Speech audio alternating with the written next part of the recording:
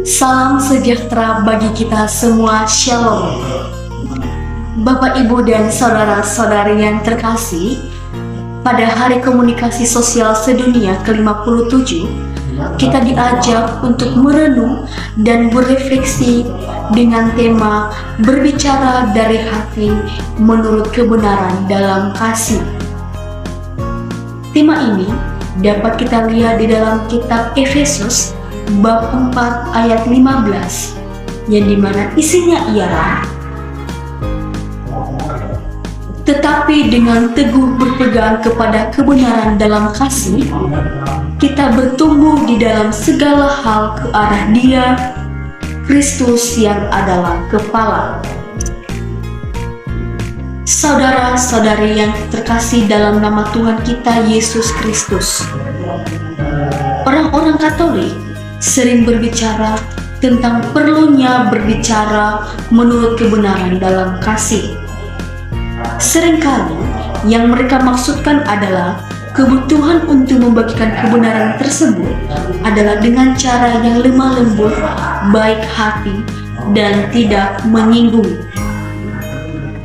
Dari sudut pemikiran kita masing-masing, kita tahu bahwa mengatakan hal-hal kebenaran tidaklah mudah atau susah diterima oleh orang lain ketika pertahanan kita tidaklah kuat.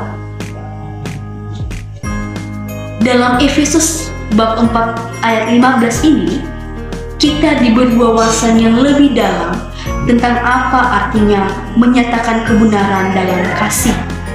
Hal pertama yang dapat kita renungkan dari ayat ini adalah bagaimana kita dan bagaimana sikap kita dalam menghadapi penyesatan, yaitu dengan cara mengetahui kebenaran.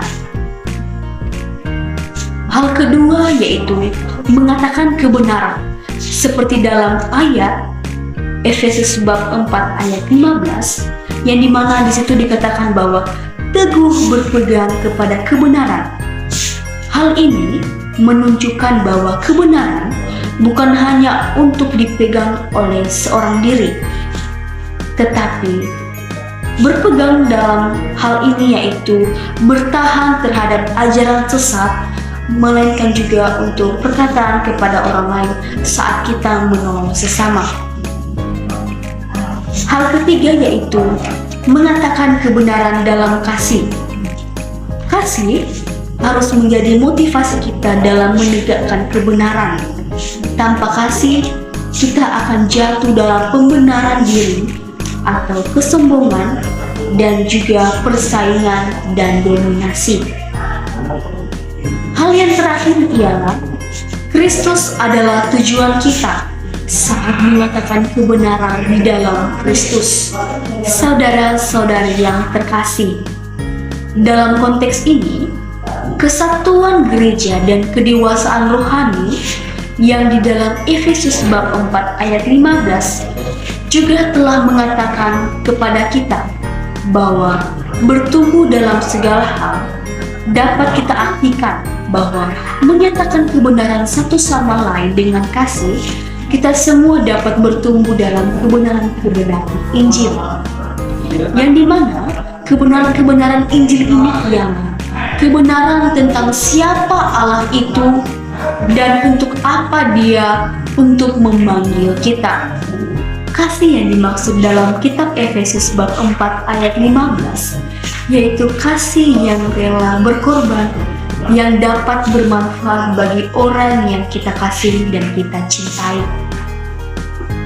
Allah menginginkan kita menjadi manusia baru yang di dalam diri kita tercipta kebenaran dan kekudusan sejati. Karena itu, kita harus berbicara jujur kepada sesama, karena kita semua adalah satu tubuh yang diciptakan oleh Allah sendiri. Sebagai anggota tubuh yang sama, kita tidak boleh menipu satu sama lain melalui kebohongan. Kita juga tidak boleh berusaha menyembunyikan hal-hal tentang diri kita karena malu atau dalam upaya mengatur citra kita di hadapan orang lain dengan cara kebohongan.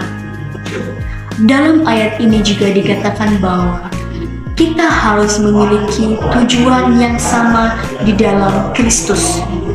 Yang dimana tujuan yang sama ini ialah kita harus jujur, atau mereka yang mencintai kita harus mengatakan yang sebenarnya. Seperti dapat kita lihat dalam perikop 1 Korintus bab 13 ayat 6, ia tidak bersuka cita karena kesalahan, tetapi karena kebenaran. Kita harus ingat bahwa ketidakjujuran adalah sikap tidak mengasihi dan sangatlah kasar. Saudara-saudari yang terkasih, berbicara kebenaran dalam kasih bukanlah tentang memiliki sikap yang lembut, melainkan tentang bagaimana kebenaran dan kasih itu berjalan seiringan. Karena kita saling mengasihi, kita harus mengatakan kebenaran. Karena kita mengetahui kebenaran, kita harus menjadi orang yang berjadikan kasih. Yang penting, kita juga dipanggil untuk mengasihi mereka yang belum mengenal Kristus. Cara terbaik kita menunjukkan kasih adalah dengan membagikan kepada mereka kebenaran Injil yang mendasar. Contoh kebenaran Injil ini ialah mencari, mewartakan, dan menghidupi kebenaran dengan kasih. Karena kasih dapat mempersatukan kehidupan setiap manusia. Mari berefleksi, mari merenung. Tuhan memberkati kita.